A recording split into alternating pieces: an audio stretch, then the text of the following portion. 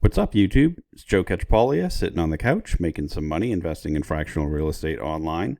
As usual, today we're looking at another Mogul property. If you've been following along in the Mogul playlist, you know the last one they put out, I bought a little piece of. And so I'm excited to check out another one, although there are quite a few issues I want to point out with this one, so I'm not sure we're going to have the same result. This is a 7-bedroom, 5-bathroom pad split in Tampa, Florida. 1,584 square feet. We're going to talk a little bit about this square footage, but we'll get into that later. The year one yield, they're predicting 8.1%. Right there, 8.1% year one yield, with a $475,000 purchase price. And they're saying about $69,000 in projected yearly rental income. There's already been quite a bit of discussion on our Discord regarding this property. Brad shared a whole bunch of work that he did with an AI, asking it some questions, asking some follow-up questions, and sharing that information. I'm not somebody who spends a ton of time. Sometimes I'll use AI for certain things, but for this type of analysis, I'm not very comfortable with it. I think a lot of times it's just giving you sort of garbage answers, and I've thought a lot about why that might be, and I think it's because it is learning from all sorts of stuff on the internet. And so most of what's published online is like marketing, like hype, like it's, you don't see a lot of stuff about real estate that's like critically looking at real estate, right? It's always like, oh, this is a great investment. And so when you have these models that are trained on all that stuff, I think it's easy for them to, want to tell you that this is a good deal, that this, for a bunch of different reasons. I don't really know that that's true. I don't have enough experience or knowledge about how AI actually works, but I've just found they're almost always much more positive on investments than I am. So I thought that was kind of interesting because reading through that, I got that same sense. But I think it's useful to take a look at what he's doing. There may be ways to like ask follow-up questions and give it more info that would give you answers maybe that are better, or, and again, I mean, I'm just sharing my opinion. Maybe they're right and I'm wrong as well. Ike also jumped in with some info on it. I'm actually going to expand on a few of the points that he made. So if you don't know what I'm talking about our Discord, in the description of this video, there's a link to a Discord. You can join it. There's over 200 of us there, where we talk about fractional real estate investing. There's no cost. It's not a sales funnel. You might end up getting approached by like imposter versions of me after you join, and you just report those to Discord. If you notice them in the group, I'll ban them. There happens to be some of that, so I mention it. Also in the description of this video, I have links to all the places where I currently invest in fractional real estate online. I do have a referral link for Mogul in there. Please feel free to use that, but do your own due diligence on these platforms themselves and on the individual properties. Just because I do or don't buy a property doesn't mean that's the right answer for you. So I put them there for your convenience, and I'm just trying to share the way I'm looking at this stuff. But it doesn't mean, you really want to make sure this is an investment that makes sense for you. Okay, I want to jump into a few things. So first of all, just the location in Tampa, and just like, the physical aspects of the property that we're always looking for. Is it close to transit? Yes. The listing mentions we're about 200 feet from the transit stop. That looks about right to me. I don't know. I think it's much more important to realize we're walking distance to a Dunkin' Donuts. I'm always wondering where my donut's coming from. So that, to me, that's a big selling point. And you get a Dollar General there too. But also, all these little commercial spots are potential places where residents could walk to work, which I think is important, right? Because a lot of the times the people using pad splits don't necessarily have a car or don't necessarily have a reliable car, which is why we're always looking at transit, and we're looking at, okay, what are they close to? Is this convenient? Especially in a situation like this one where the parking is not great. So there's not street parking. We don't have a ton of parking.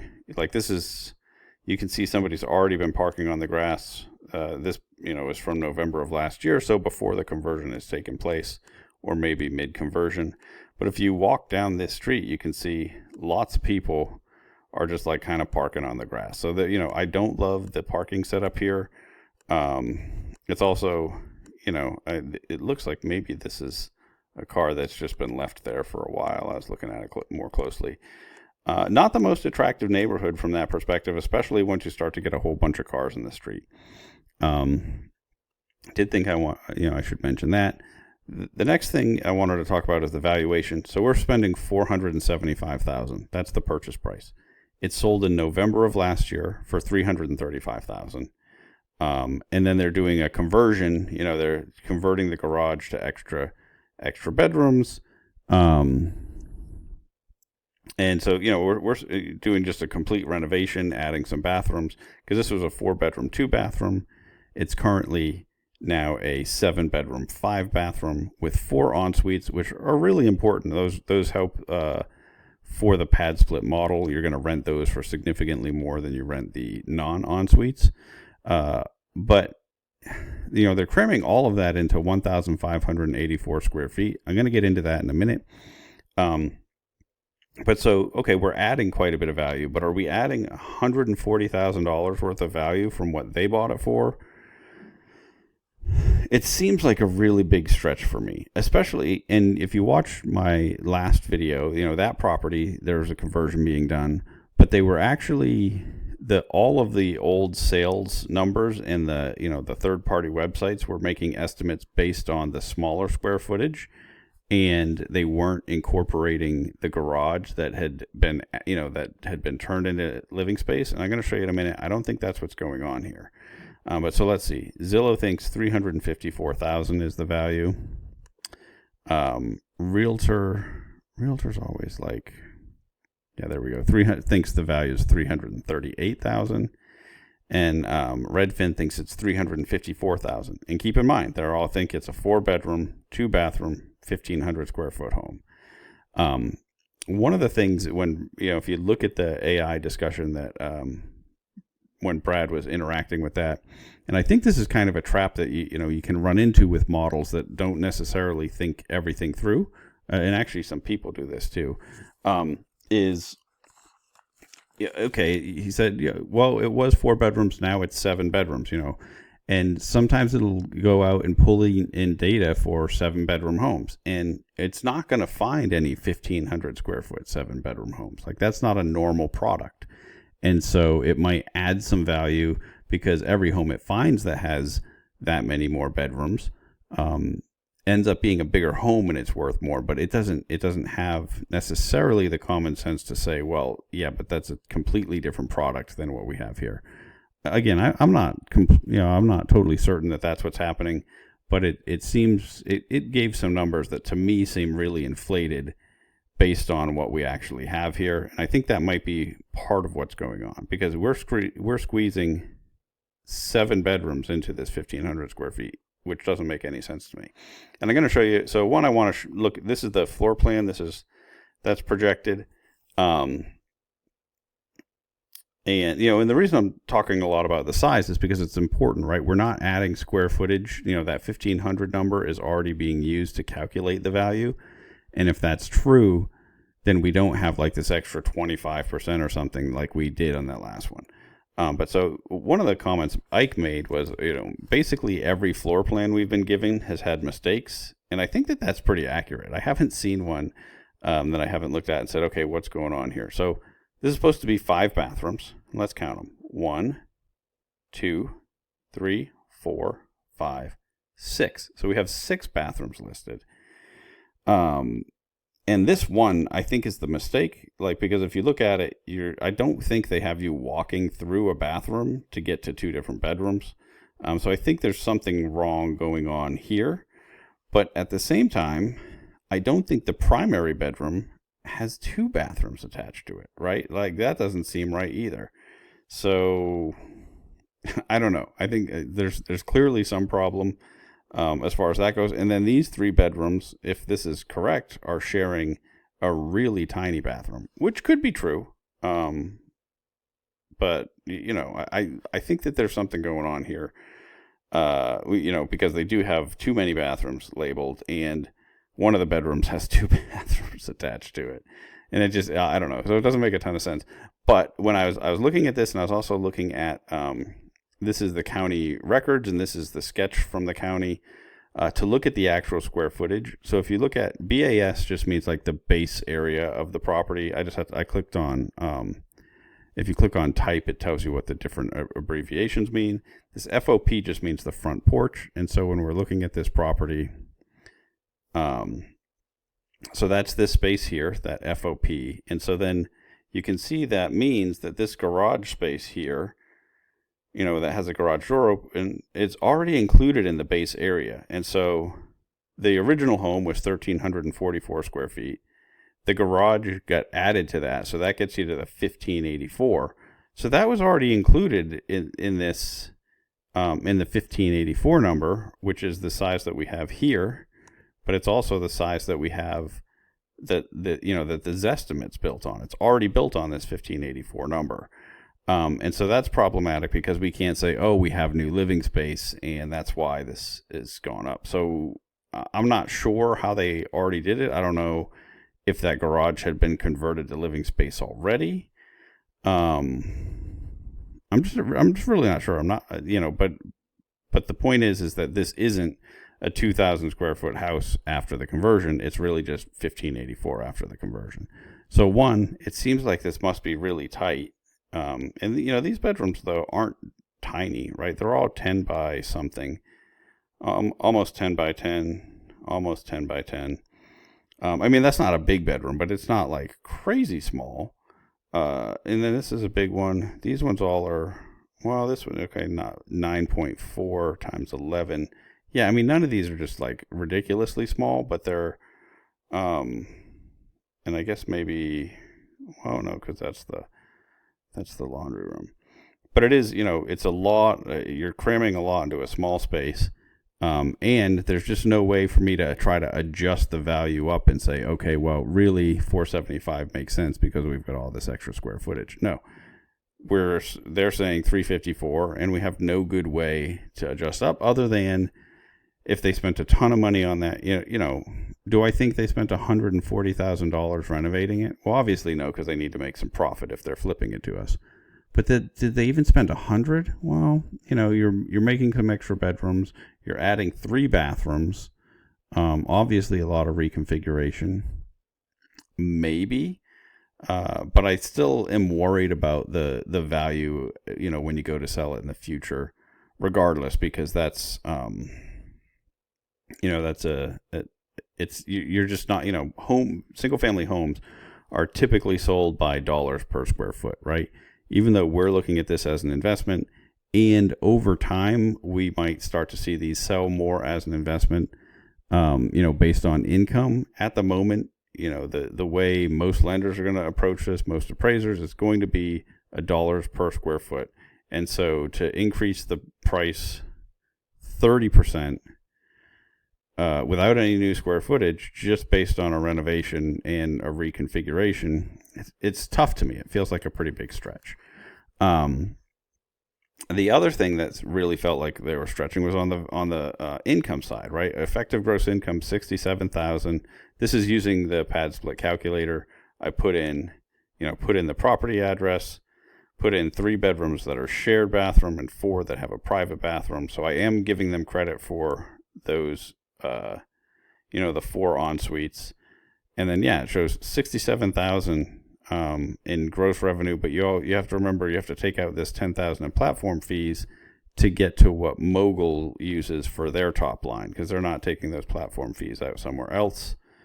As far as I can tell, unless they're not, it's not, you don't see it under property management or something else.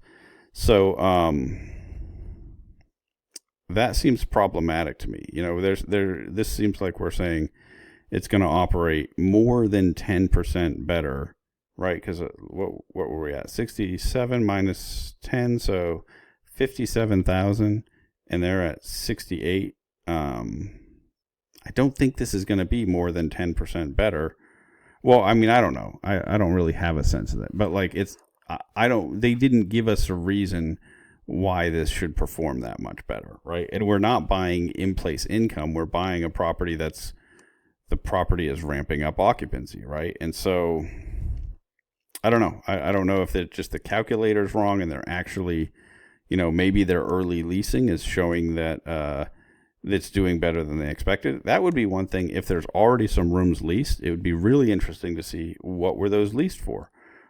Because when we were looking at this for some other properties, we actually saw like the lease rates didn't seem to add up to what they were projecting year one, which is interesting. Now, because you're trying to fill the whole thing at once, maybe you're doing a little bit of a discount at first, and then as you have rollovers is when you start to push it.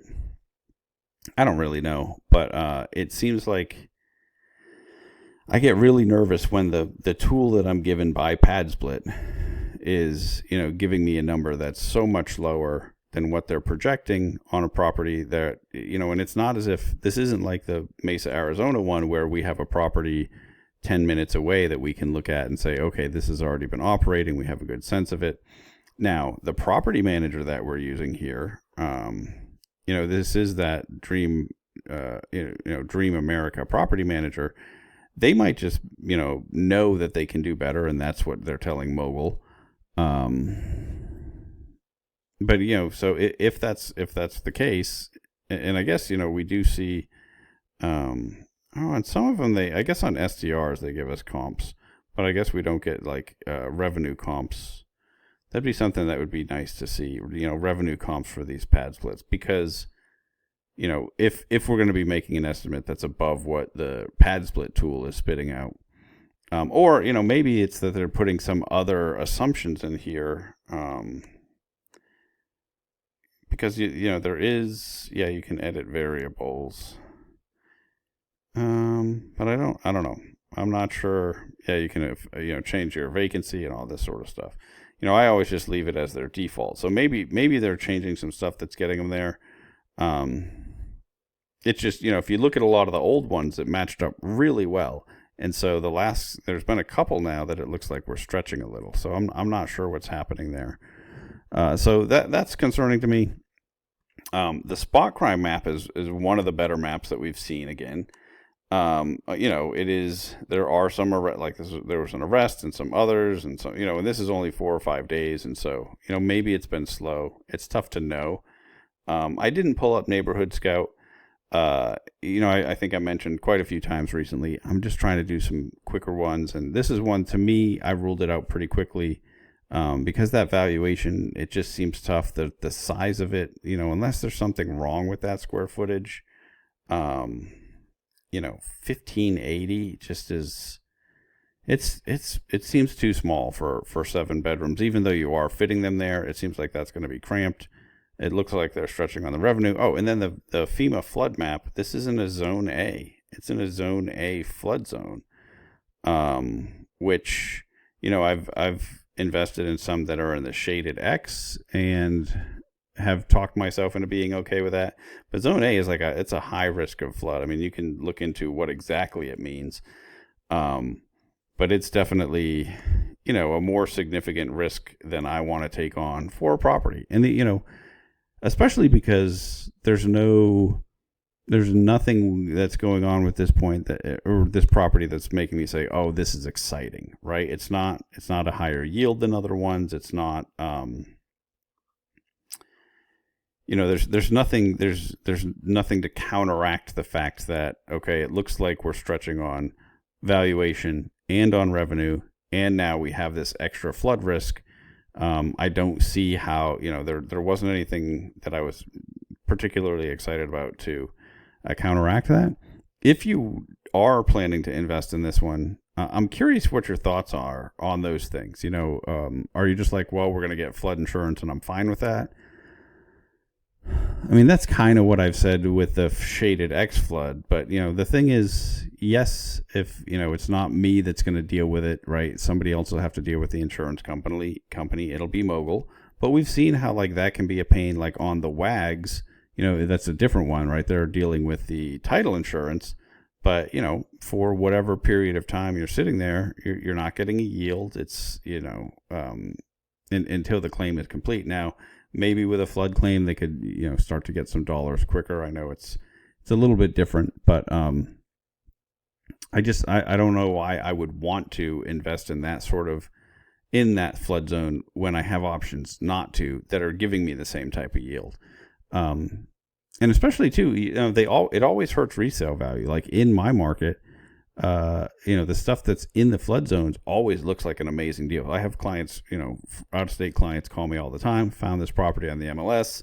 It's $50,000 cheaper than all the other ones near it. I want to get that one. I'll say, yes, the reason it's $50,000 cheaper is because it's in a flood zone and you're going to have, XYZ problems and extra expense. And so I don't, for me, it's just been something I tend to avoid. But especially in a situation like this where even with that extra risk, I don't see any additional reward that we're getting on this one. Then you throw in we're stretching on valuation and we're stretching on projections. And this is just what it looks like from the information that I have on this property, right? Lots of times when I've gone back and asked Mogul about, one thing or another, they have had, answers that make me feel a little bit better about some of the deals after the fact. This one, I guess what would really help me in the future is to get some, if we're going to project income that's higher than what the Padsplit tool gives us, understanding why that is, right? Is the manager giving them some other data? And if so, is that data they could share with us as investors? And then, the valuation stuff, they're always getting, they're always using appraisal contingencies. But I think you guys know my feelings on that by now.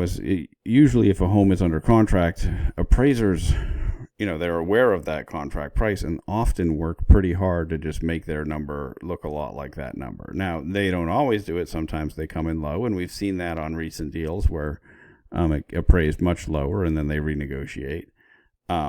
It doesn't, sometimes that presents an opportunity, but it's not, so yes, I think they will get an appraisal and it'll say the right number or there'll be some adjustment.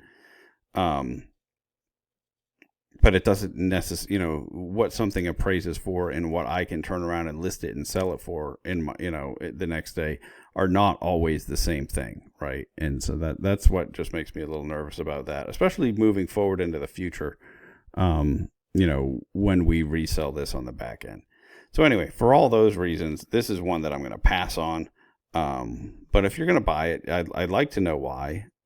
If you think, one, like I'm not an expert on flood zones, right? Like it's something that I've researched and I've gotten into, but I have the benefit of being in a market where it's pretty easy for me to just avoid them and still have plenty of opportunities to invest and make money. I'm sure that there's probably some, opportunity to get good at understanding that risk, realizing you're getting discounts in certain spots, but that's just not what we have here, right? We're not getting a discount. Like we're not getting a better yield on this because we're paying less because of that or something like that. So anyway, well, yeah, I just don't see something counteracting that additional risk. And so far, Mogul just keeps pumping out deals that all look lately very similar, right? And so why wouldn't I just pass on one that has some obvious thing that I'm saying, hey, this is something that is a little tougher for me to swallow than other stuff. Like I'm just not sure. But yeah, if you are very curious why and how you're thinking about that, about the flood risk, and also what you think about the 1584 square feet being the whole home, I'd like someone to point out that that's wrong, like to show me that, like, okay, no, the public records have this wrong or something like that. But it looks pretty clear to me that this space is the former garage, and then that's already included in the total square footage. And that this is just the porch, so then that's not. So then really all we have is the 1584.